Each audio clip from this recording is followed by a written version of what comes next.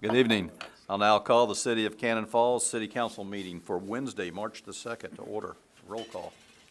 Councilmember Berg is absent. Gallops? Here. Holst? Here. Johnson? Here. Mattson? Here. Schoblum? Here. And Mayor Robinson. Here. All please stand for the Pledge of Allegiance. I pledge allegiance to the flag of the United States of America and to the republic for which it stands, one nation, under God, indivisible, with liberty and justice for all. Good evening, everyone. Welcome to the City Council meeting this evening. At this time, the chair will take a motion to approve the agenda as submitted. So moved. I'll second. Motion by Merle and second by Rod. All those in favor? Aye. Opposed? Carries. Moves us on to item 5 this evening, public input. Citizens may speak to issues not on the agenda. Before speaking, please give your name and address for the minutes, and please limit your comments to 3 minutes. Is there anyone out there wishing to address us under public input this evening? If not, we're going to move on to item 6, which is the police lieutenant badge rank pinning. Chief McCormick.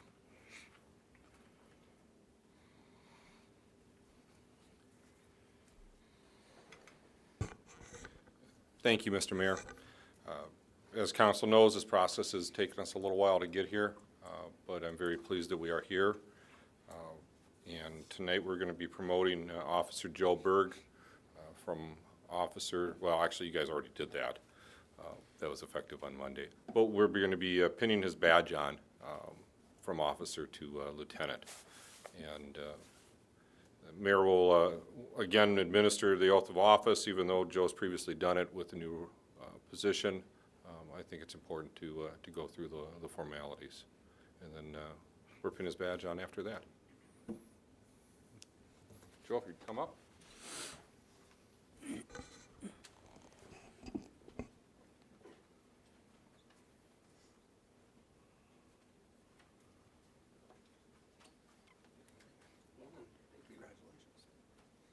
Raise your right hand. I state your name. Joseph Berg, Do solemnly swear do solemnly swear that I will support the Constitution of the United States that I'll support the Constitution of the United States and the Constitution of the State of Minnesota. and the Constitution of the State of Minnesota. I will faithfully and impartially discharge I will faithfully and partially discharge and perform all the duties of a police officer and perform all the duties of a police officer of the Cannon Falls Police Department of the Cannon Falls Police Department to the best of my ability. to the best of my ability. So help me God. So help me God. Congratulations. Thank you. Thank you. All right. We've got just a couple of comments. For the professional police officers, we've been under a lot of scrutiny this last year. Some of it may be the result of officers, how they were trained, or how they started to view themselves. I've heard some officers say that they need to have a warrior's mindset because of the dangers that officers face. I will not discount the dangers, but I do not believe that's a proper context for what police officers do. I think our job is more in line with the knights of old that watched over villages of kingdoms, serving others with honor, integrity, and courage, protecting those who could not protect themselves. And so, Joe, as I present this badge to you, I want you to think of this as this badge is pinned on. May it give you strength and fill your heart with goodness and compassion. Never use it to do harm or in anger, but to always protect those we serve and defend those in need.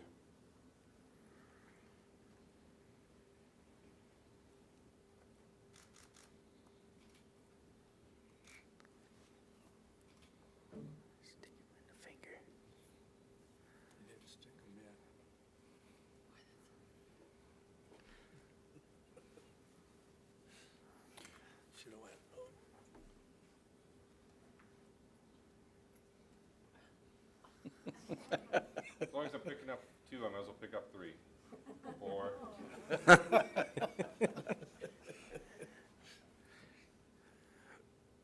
Probably should have rehearsed this part. Yeah. Badge I put on all the time. Unhooking these things I don't do every day.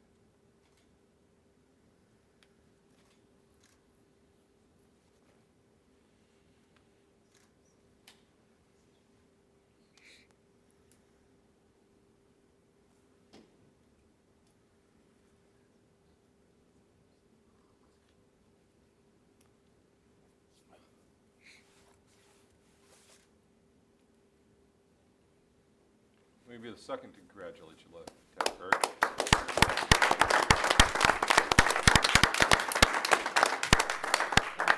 Congrats, Joe.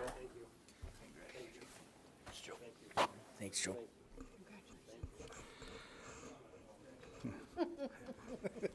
Council, thank you very much for giving us the ability to perform these ceremonies when we hire and promote people. Thank you again. Like to say, thank you to Joe for all your hard work and commitment to the force over the years. And with this, we hope that you continue to train our officers and continue to do a great job for the city, as all our officers do. And I'd just like to say thanks to all of you, and especially thank you, Joe.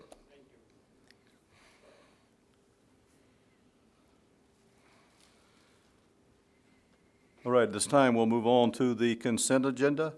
Items in this area of the agenda may be adopted, or they may be removed and placed on the business area of the agenda for discussion purposes before approving. For those at home, I'll read the consent agenda. Item A is the just and correct claims for the accounting period ending February the 26th, 2016. Item B are the meeting minutes for the February 9th, 2016 City Council meeting. Item C, meeting minutes for the February 16th, 2016 City Council meeting. Item D, appointment of Tim Damer to the Library Board. Item E, final stretch duathlon event. And item F, Resolution 2187, supporting local government aid increase. Are there any items anybody wishes to bring down? I'd like to hear more about F. About F? Okay, that'll become item 8B.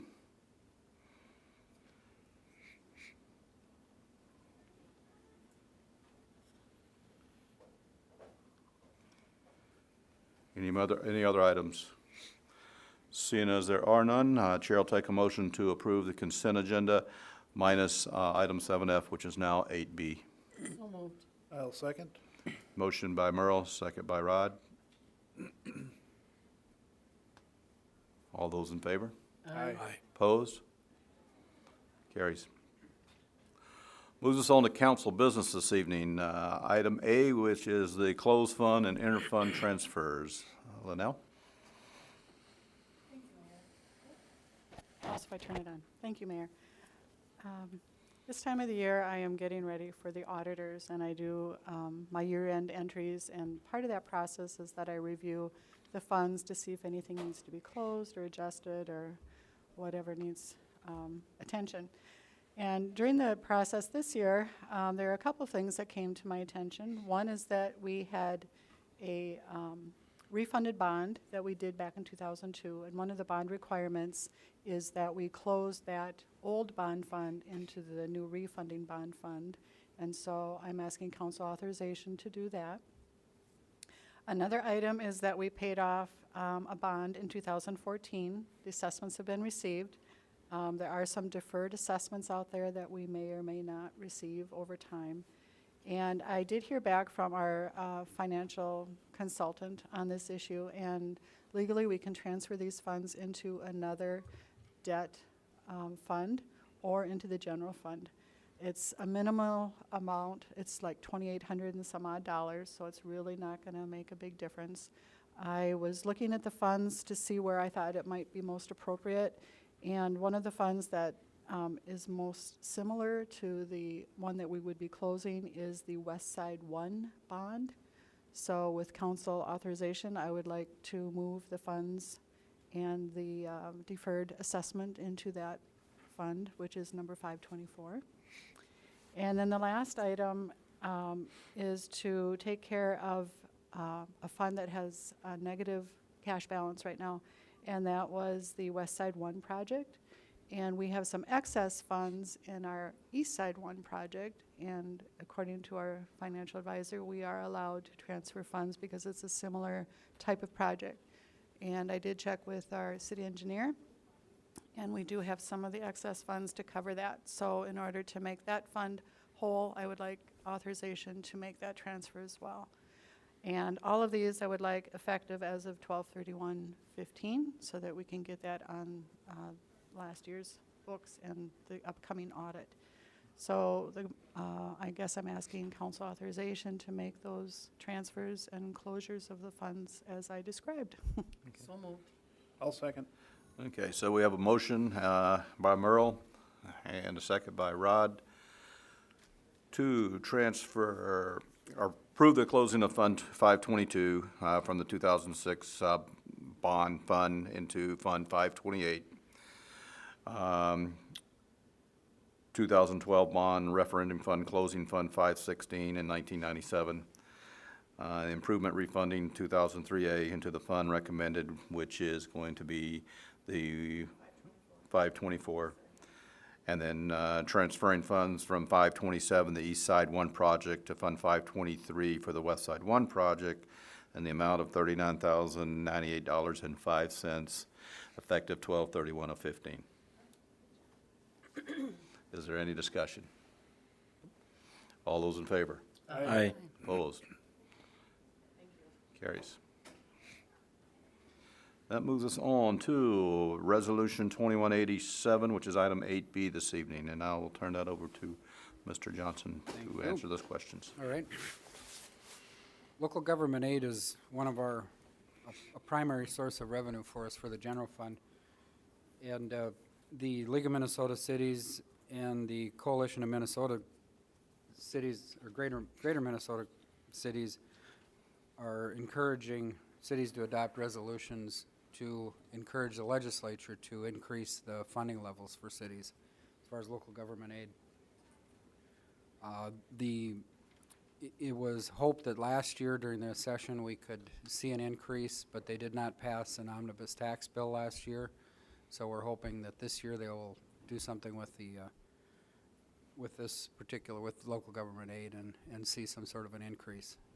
They're still not back to their original funding levels from years ago.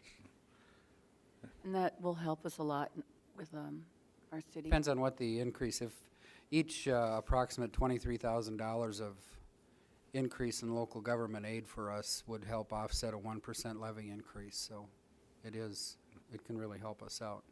And a lot of cities are doing the same referendum with the league to make sure that we get our word up to our legislators saying that this is what we would like, because it's help us a lot when it comes to doing budgets and having to set levies and trying to run the city and get projects done.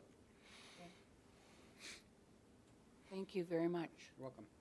Okay, is there any other discussion? If not, the chair will take a motion to approve Resolution 2187, adopting the resolution supporting an increase in local government aid. So moved. I'll second. Motion by Merle, second by Rod. All those in favor? Aye. Opposed? Carries. That moves us on to reports. Just a quick note, the West Side 2 project, or this year's street project, we will have a pre-bid meeting next Tuesday with the interested contractors, and the bid opening is on March 17th, on Thursday, and then we will have the bids tabulated and a recommendation of the council at your first April meeting.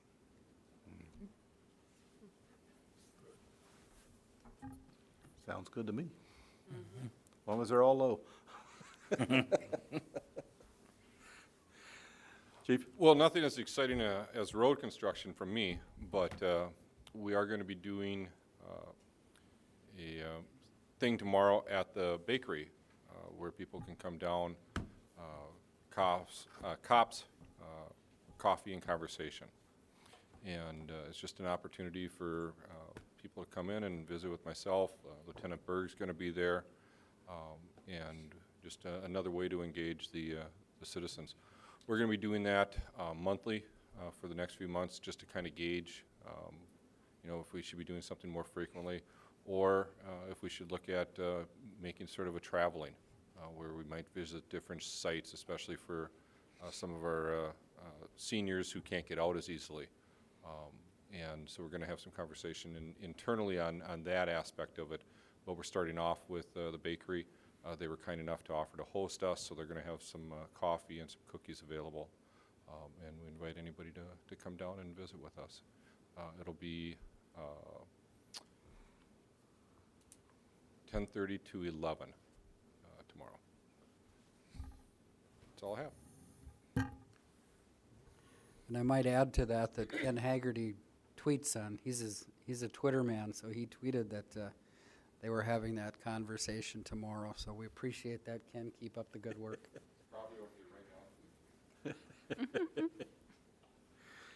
The only thing I have is that by the next meeting, I'll have an update for you on some of those planning projects we talked about at the meeting on the 9th or the 16th, whatever the date was. So we've done a bit of work on some of the items. In particular, if you recall, one of the items was the sanitary sewer bridge project. You directed me to work with Greg on bringing something forward to the legislature. And I've discussed this with Senator Schmidt and Representative Kelly. And Greg has this is still draft, but we're going to have a document together showing the potential issues if that sewer main ever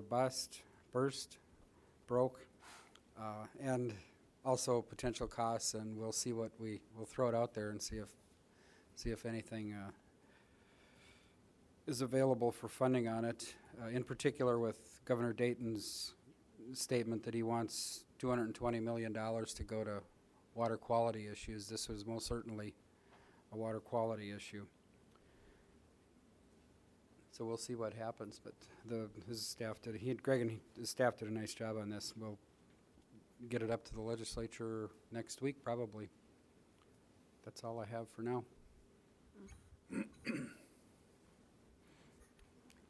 I just wanted to mention, as I stated earlier, we are preparing for the audit. Well, the auditors are coming next week. So sometimes they won't reach out to council members and or the mayor.